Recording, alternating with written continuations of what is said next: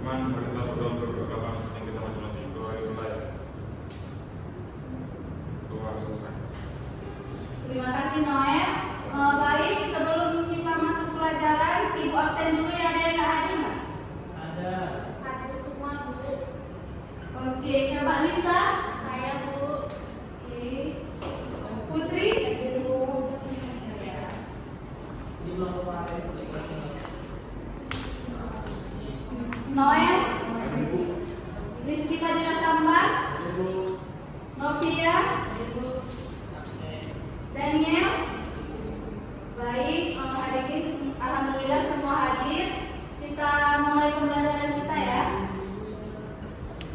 Nah, hari ini kita mempelajari tentang masuknya agama dan kebudayaan Islam di Nusantara.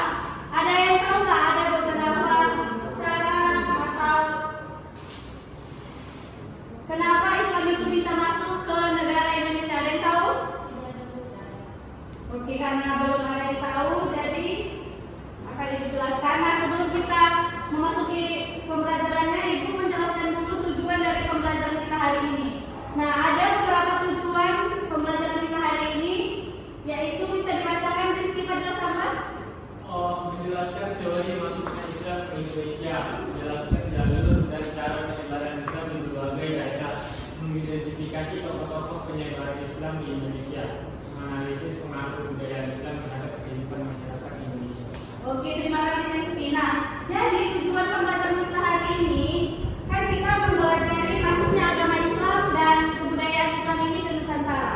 Nah, Ibu membahas pembelajaran ini bertujuan agar anak-anak Ibu bisa tahu dan bisa memahami bagaimana teori-teori masuknya Islam ini sebenarnya ke Indonesia, dan juga anak-anak Ibu bisa tahu gimana sih cara penyebaran Islam itu bisa berkembang di Indonesia gitu.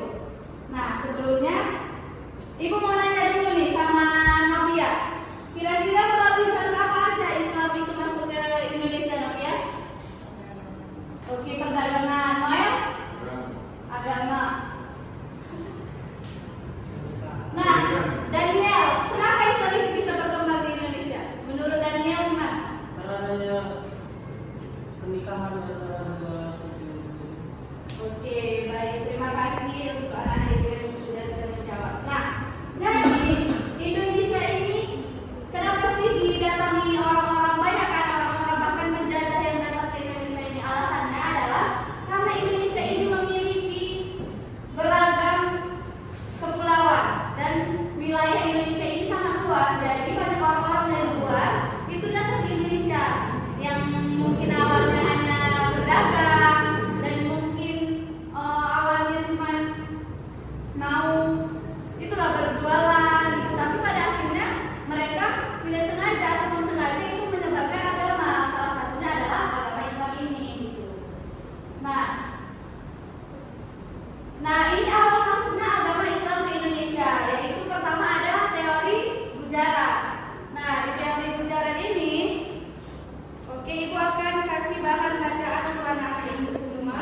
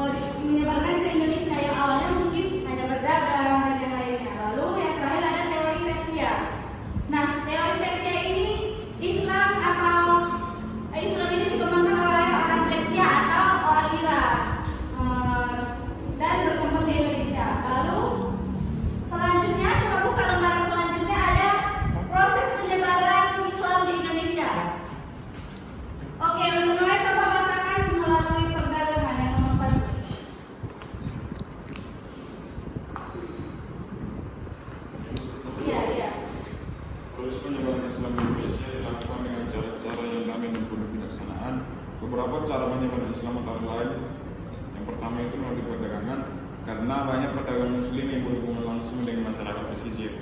Yang kedua, melalui perkawinan. Para pedagang muslim menikah dengan penduduk setempat dan memperkenalkan ajaran Islam kepada keluarganya. Ketiga, melalui pendidikan. Dengan mendirikan pesantren dan surau menjadi pusat takwa dan pendidikan Islam. Yang keempat, melalui kesenian seperti wayang, sastra musik, dan kaligrafi yang sesuaikan dengan nilai Islam. Kemudian melalui politik dengan berdirinya kerajaan-kerajaan Islam seperti Sentral Pasai, Demak, Ternate, Goa. Oke, baik, terima kasih Noel. Nah, jadi inilah proses penyebaran Islam itu di Indonesia. Nah, dari teori-teori sebelumnya itu seperti teori Arab, berjalan dan yang lainnya, kan pada awalnya mereka ini ada yang berdagang ke Indonesia lalu menyebarkan agama Islam ini ke Indonesia. Nah, itulah ini melalui proses-prosesnya. Yang pertama ada perdagangan. Nah, mereka awalnya berdagang ke Indonesia lalu menyebarkan agama Islam. Lalu selanjutnya ada perkawinan. Nah, orang-orang yang dari luar ini tadi melakukan perkawinan dengan masyarakat atau penduduk asli Indonesia ini, sehingga pada akhirnya anak dan cucunya mereka selanjutnya itu menganut agama Islam. Dan selanjutnya ada melalui pendidikan. Contohnya melalui pendidikan ini didirikan sebuah sekolah-sekolah Islam yang seperti pondok pesantren gitu, yang mempelajari kitab-kitab gitu. Lalu selanjutnya prosesnya ada melalui kesenian. Nah, di kesenian ini contohnya ada pembuatan wayang, ada kaligrafi, dan lain sebagainya.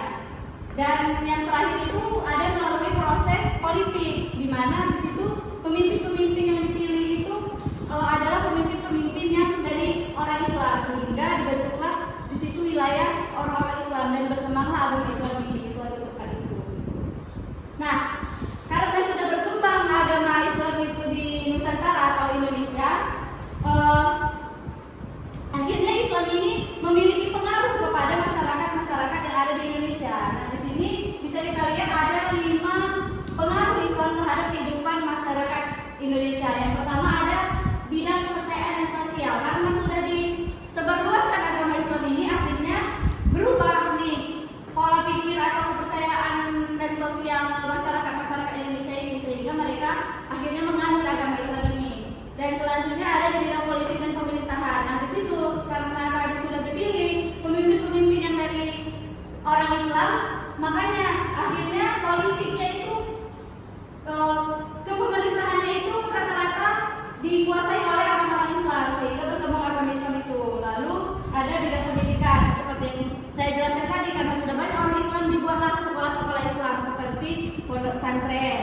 Lalu di bidang kesenian juga dibuat, yaitu banyak sudah kaligrafi yang bercorakan Islam, dan dibuat wayang-wayang yang bercorakan Islam gitu. Lalu di bidang bahasa juga, kenapa kita bisa menyebutkan di bidang bahasa terganti itu seperti banyak kata-kata yang hampir sama dengan bahasa Arab gitu, dan bahasa-bahasa Islam lainnya lah gitu yang menjadi bahasa orang Indonesia. Nah, di sini ada contoh, yaitu yang pertama ada gambar peta. Peta ini menggambarkan masuknya atau penyebaran agama Islam di Indonesia itu. Nah, pertama ada dari zaman dulu perjalanan pedagang-pedagang itu hingga bisa sampai ke Indonesia gitu. Lalu ada juga gambar yang kedua, yaitu Wali Songo atau tokoh-tokoh Islam yang terkenal pada masanya. Itu ada 9 tokoh, yaitu Wali Songo, bisa dilihat juga di lembar yang Ibu kirimkan. Nah, ini adalah salah satu contoh dari kebudayaan tadi, yaitu wayang. Nah, di wayang ini bisa kita lihat bahwa di dalam wayang ini bercorakan Islam, ada tulisan Allah, ada tulisan kaligrafinya gitu. Nah, mungkin hanya itu karena Ibu lihat anak-anak Ibu sudah lesu dan gak ada gairah, kita akan melakukan ice breaking. Untuk anak-anak Ibu harapkan bisa berdiri dulu.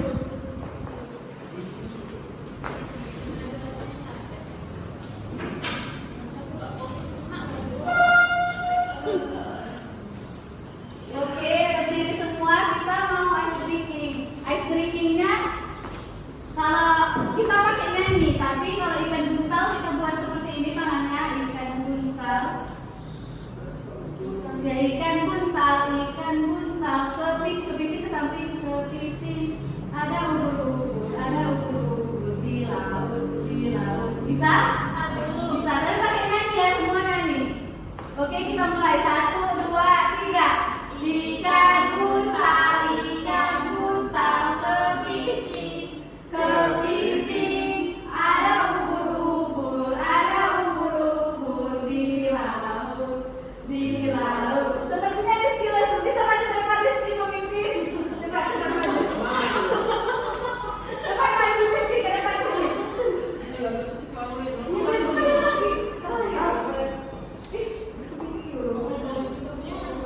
Ya, semangat ya. Kalau nggak ikut dulu maju ke depan. Kita ulang sekali lagi, oke? Semangat bersuara semuanya. 1, 2, 3. Ikan buntal, kepiting. Ada ubur-ubur di laut. Oke, terima kasih anak ibu semua. Silakan duduk kembali. Nah, karena mungkin sudah semangat, ibu mau anak-anak ibu bagi menjadi 2 kelompok. Tadi ada kertas yang ibu kasih. Di situ ada lembar LKPD. Anak-anak ibu silahkan mengerjakan lembar LKPD tersebut. Baik Bu. Nanti ibu suruh menjelaskan dari mana Bu? Bisa? Ada?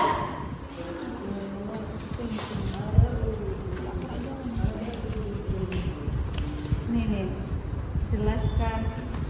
Bisa Noel? Nih. Kerja kelompok ya. Novia bisa gabung sama kelompoknya.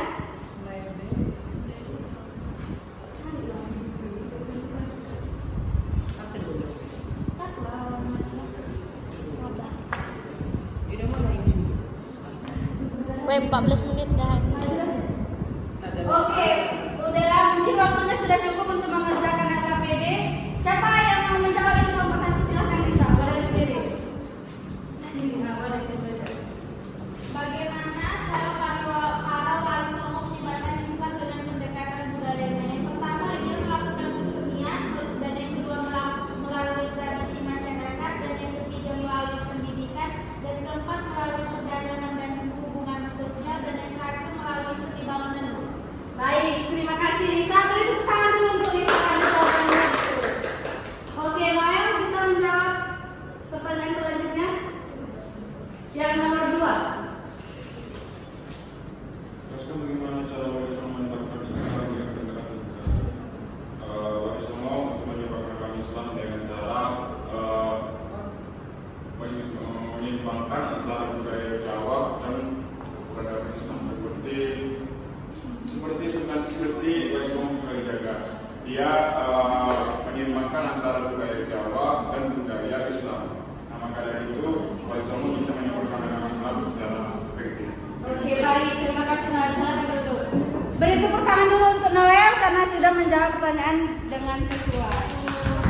Nah, mungkin pembahasan kita hanya sampai di sini, tapi ada tugas untuk anak-anak ibu bawa ke rumah di lembar LKPD, tapi di lembar belakangnya itu dikerjakan